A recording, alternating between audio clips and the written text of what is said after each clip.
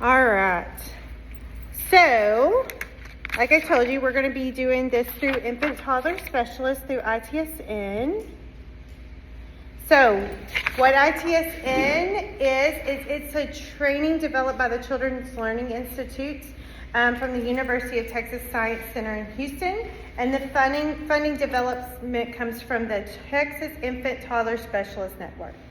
So each of you will have a chance, and we'll break you up into groups, and we'll do some scenarios and some practices and stuff based on what we talk about today. Okay, so best practices. So this is what we're going to be talking about today. We're going to go over the best practices, the social and emotional development, the language and cognitive development, language and communication development, cognitive development, physical health, and motor development. The Circle Infant and Toddler Foundations training is composed of these 5 modules, and this is the first module called Best Practices. So there's a series of things. So once you get into the ITSN RIM world, there's a lot of trainings and things that you can take on their website that will help you get more knowledge. There's PLCs you can go to where it's called Talk With Me, Play With Me. There's just a lot of different things that you can get into that will help you in your classrooms. So if you do have those 2-year-olds that need that little extra bit of help, this might be a website that would be helpful. Okay, so we're going to go ahead and get started with the learning objectives. So we're going to be able to list 3 components teachers can do to lay a strong foundation for children's learning. Document the 1 most important factor of an effective classroom. List 3 considerations to create a supportive classroom. Describe 2 ways routines help young children be successful in a classroom. And practice 1 responsive caregiver strategy. So effective infant-toddler programs are grounded in best practices. This session will address the components of an effective infant and toddler classroom built upon best practices. So let's consider these objectives. All right, why are early childhood programs important?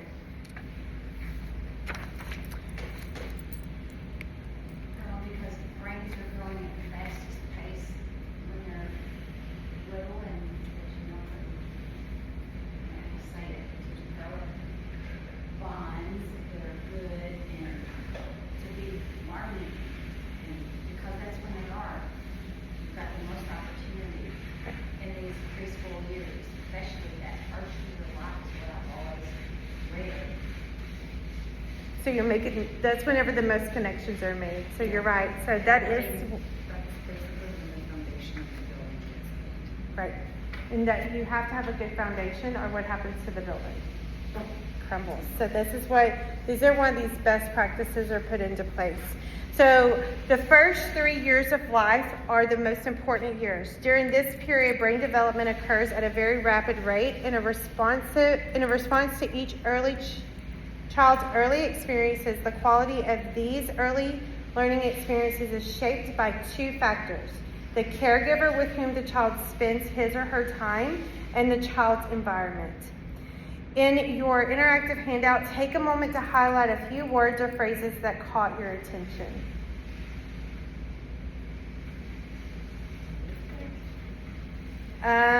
You should be on page 1.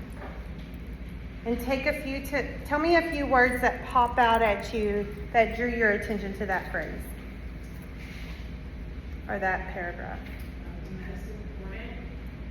The most important, okay. Rapid rate. What are some other words that jumped out at you? What did you say? Quality, learning experience. Yes. So all of that is very important. As teachers of early childhood programs, we spend a tremendous amount of time with the children in our care. And our classroom is where they spend a large percentage of their time. This means that it plays a crucial role in their brain development.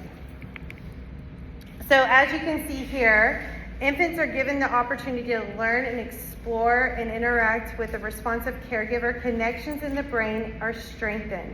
Although the brain is the largest and most developed part of the body at birth, much of its development takes place after birth. At birth, the brain weighs 25% of the adult weight. By the age of 2, it has reached 75% of the adult weight, and by age 5, 90% of the adult weight. The brain's physical development continues throughout childhood and adolescence and is not complete until early 20s. This illustration right here, it shows the synaptic connections from birth to adulthood. So you can see how many they have at birth and how many they're going to get by adulthood. These are those connections we were talking about earlier. So it almost triples, doubles, or triples, quadruples. It is important to note if stimulation declines, what happens to those connections? We talked about it. If stimulation declines and you're not making those connections strong, what happens to it? They disappear. In your interactive notes handouts, you have a place to draw this.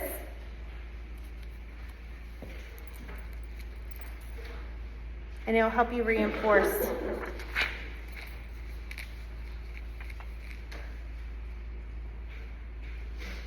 Okay.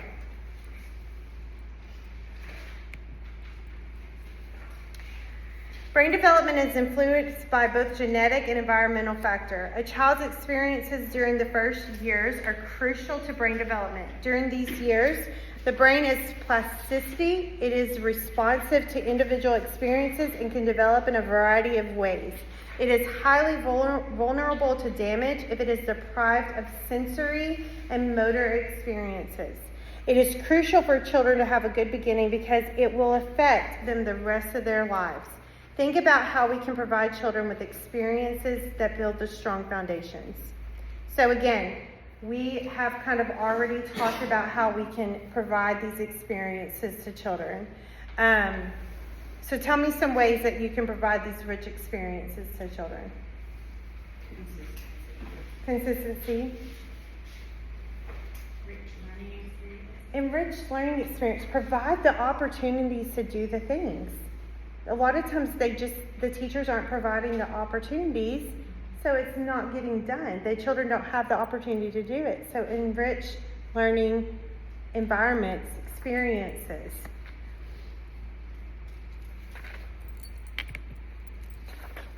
Okay.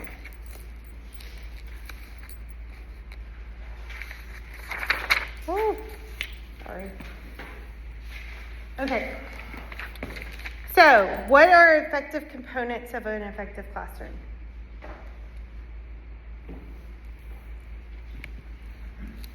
They have to be comfortable, feel safe. Comfortable and safe, okay. Good transitions. Warm and nurturing. Okay, so best practices defined. Let's begin with best practices. Best practices is a phrase that we hear often in early childhood, but it's important that we start by ensuring that we all have a common understanding of what best practices means. Best practices are research-based instructional approaches and strategies that lead to the greatest gains in children's knowledge and understanding, including social and emotional development. We want best practices reflected in everything that we implement in early childhood classrooms. Jot down or highlight 2 or 3 words that you see here that could be a reminder of what best practices are. Let's think about some things that we can do to provide children with experiences that build that strong foundation. And we've already kind of talked about this. Providing that rich, nurturing classroom and giving them those opportunities to be involved in those activities. All right, so laying the foundation, best practices encompasses, I can't talk, everything in the classroom. As educators, we need to understand how children learn, be responsive to children's signals, build a positive classroom community that supports the success of all learners, engage children in meaningful experiences, create an effective room setup and design, and establish a daily schedule or routine. So we've already pretty much talked about all of that. These areas lay the foundation for implementing best practices. Research shows that the teacher is the most important factor related to the child's success and makes the informed decisions about instructional approaches and best practices. What is the most important factor in a child's success? The teacher. Because you're going to be the one who promotes those experiences or encourages those experiences. So you are the most important factor in the classroom. How do we create supportive learning environments in the classroom?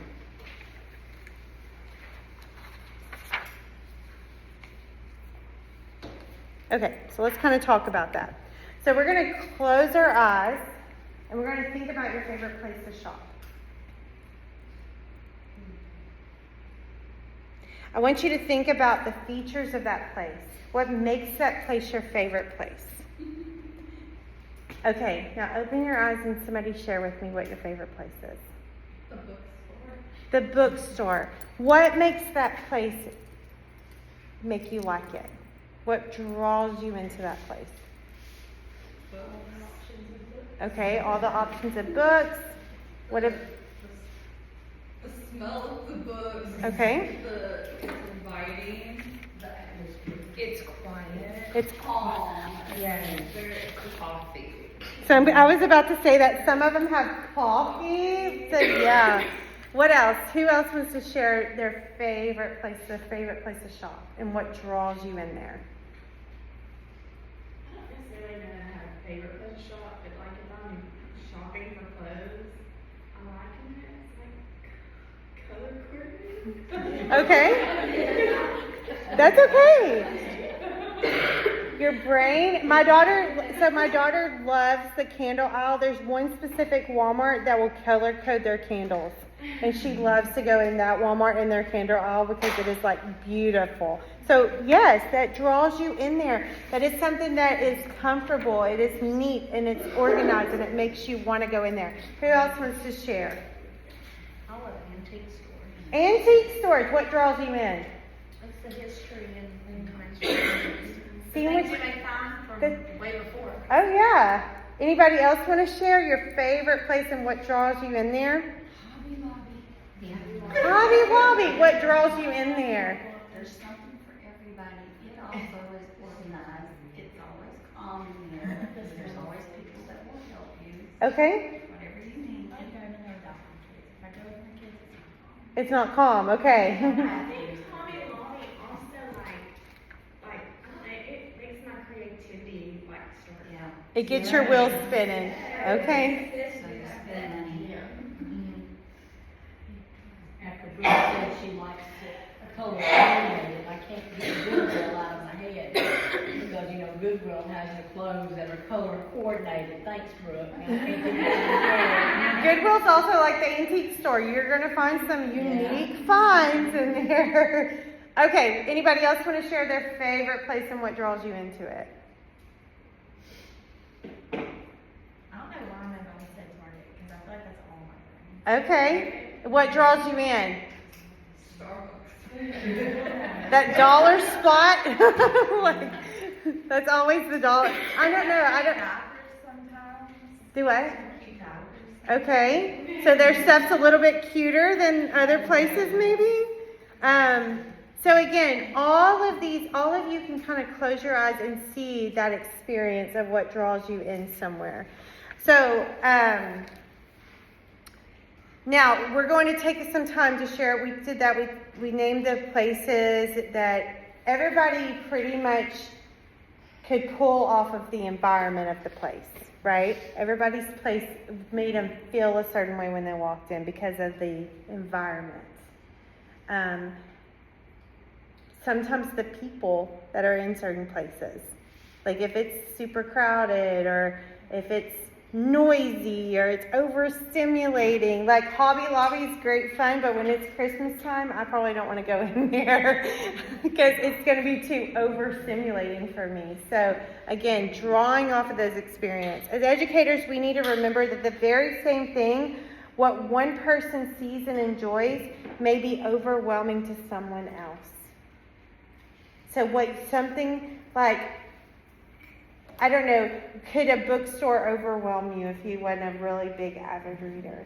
Like you wouldn't even know where Even if to you start. are, You wouldn't know where to it's begin. still- Even if you are, because I am, and honestly, every place is, in my head, overstimulating. I don't like shopping. Okay. I'm gonna go in anyway. So I you love ordering it off I don't Amazon. want to because I'm gonna go in there and it's overwhelming because it's Too all, many choices. it's too many choices, Okay. everything. I have a couple of kids in my class that get overstimulated very easy. So we have designated areas for them. That is their spot. So when they get overstimulated and they need to loose off for a minute, they just go, You have them a spot. yes. Because like this is what this is pointing out is what is really fun and great and exciting and happy for one group may be very overstimulating and overwhelming to another group. So we have to make that environment conducive to both groups. So having that calm down area and having that spot where you play the calmer music or you have the calmer activities to do is very important. Okay, it's important to adjust and adapt the classroom environment when possible so that all children feel comfortable in it. Sometimes I've been in classrooms where I don't know what it is, but they think the music has to be blaring. Like it has to be so loud. And I'm like, if my brain is going boom, boom, boom, and I know some of the kids are doing the same thing because that music just, and I've heard nap time music. I could not go to sleep with that nap time music blaring that loud. So again, making that room conducive to all children in the classroom, making those accommodations. A well-planned learning environment can act as an additional teacher in the room. The room arrangements, available materials, routines, and atmosphere of the classroom give young children clues for interacting with one another. Establish an atmosphere of trust, respect, and consideration where children feel safe and comfortable and able to explore and learn. So it's kind of what we were talking about earlier, making that environment inviting and ready for everyone to be invited to learn. So here's some things to remember. Is the room organized and uncluttered? Some children can't focus when there's a lot of clutter going around. So having a very clean, neat space. Furniture is arranged so children can safely move around independently. Soft places with visual stimulation for infants are very good. Soft surfaces to climb on and crawl on is also good. And spaces is provided for quiet and comfortable rest as well. So the furniture should be organized so that the non-mobile babies, so do y'all have babies here? But you have babies. Okay, so your space should be organized to where your non-crawling babies are safe, but also your babies that move around can move around in a safe environment and they're safe as well. So putting things in there that are soft, or I always say, so for a toddler room, you know how they like to climb. Provide them with those soft climbing structures so they can do that. So they're safe when they do that and they can climb because that's a very natural skill that they want to do. They want to explore that climbing and you have to give it to them in a safe environment. How are they going to do it? So the room setup is very important. Labeling the storage baskets with pictures and words so the children will be able to participate in the cleanup. So that's why we do the labeling on the shelf and on the containers, so it's very easily can be cleaned up by the kids.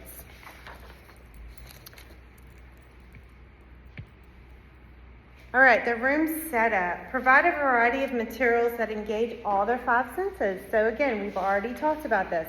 Textures, scents, sounds, taste, and visually interesting materials should be accessible to children and provide in a one-on-one activity with the teacher. Offer multiples of popular toys. So, one thing that I see a lot of in a toddler classroom is the shelves are either turned backwards or the things are put up. And I ask this question, I'm like, why is everything put up? Why don't they have access to it? And what do you think the response is? They pull everything out and they dump everything out and then I'm stuck cleaning it all up. okay? So you have to understand that in their development, they are in a dumping and pouring stage, where that is just a very natural part of the development, is they dump stuff out and dump stuff out and dump stuff out. So I suggest putting a little bit of what you want out. Instead of putting the whole 150 Lego block set out, put maybe a few out. But then whenever they're ready to play with it and multiple children are ready to play it, then you bring the rest out. But you're setting that up where there's enough popular toys there for all the children to be able to play. Store materials on low open shelving where children have access to them. Okay, so infants. So again, with your room, we're going to talk about having everything low where they can move around. Allow being able to see how everything's low, how there's a mirror low enough for them to see it. Even in the toddler room, the stuff is going to be lower than the stuff in the preschool room, right? It's got to all be conducive to their learning environment. So again, like this room right here, kind of for a toddler room, this stuff's a little bit bigger, and you have more shelves and things for them to move around and look at. So think about your room setup. Is it conducive for them to be able to move around in centers and be able to interact with the things? Okay, predictable routines. So again, we've already talked a lot about this, but we're going back on the research part of it now, what the research says. Not just because Karen said it, but based off of what the research says. So following a routine means doing activities in a certain order and around the same time every day. They have to be consistent from day to day, provide a logical and predictable order in the events, and display visual representation for toddlers. So instead of just having the words, have the pictures of what they're going to be doing. And what I suggest is if you're going to miss something during the day, let's say you're going to miss an activity because you have something planned, take that out. Take that picture out for the day because we're going to miss it. And it doesn't give that expectation that it's going to happen if it's not there. Okay. Any questions about that? Setting up your schedules.